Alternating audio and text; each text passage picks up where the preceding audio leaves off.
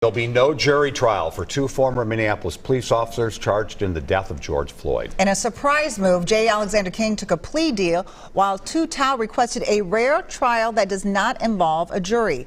Both had been charged with aiding and abetting murder and manslaughter in the death of George Floyd. WCCO's Reg Chapman was in court and shows us the unexpected action taken by King and Thao. Just before the start of jury selection, a surprise revelation.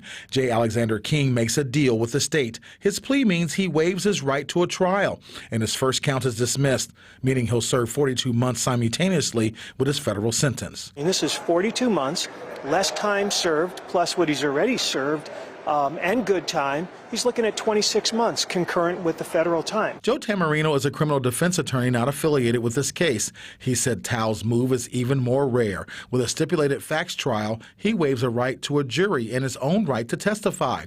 This means both parties, the defense and prosecution, will agree on the evidence, which could include a transcription of Thao's testimony from the federal trial, and then pass it over to Judge Peter Cahill to make a decision. We even heard the defense attorney say, look, if Judge Cahill does find him guilty of count 2, count 1's going to be dismissed, and he will get a guideline sentence, which is basically what the others got. Tamarino says he never imagined Thao would go the route of a stipulated facts trial. He believes it's because the former officer has stood fast by his original claims that he is not guilty of a crime. The defendant in the case really doesn't want to say he's guilty.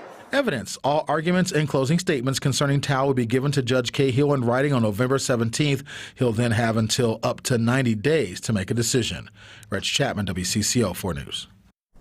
What this all means is that we don't expect any more hearings, and some say not having a jury trial spares the community from more trauma. Coming up at 6, we're going to share what this plea deal and rare trial means for people who continue to hold space at George Floyd Square. Thomas Lane serving 3 years for pleading guilty to state charges and 2.5 years at the same time for violating Floyd's civil rights. Derek Chauvin is serving more than 20 years for the murder of George Floyd and violating his civil rights as well. Stay with WCCO on TV and CBS News Minnesota. We will keep following the developments in the King and Thao cases and, of course, let you know what happens.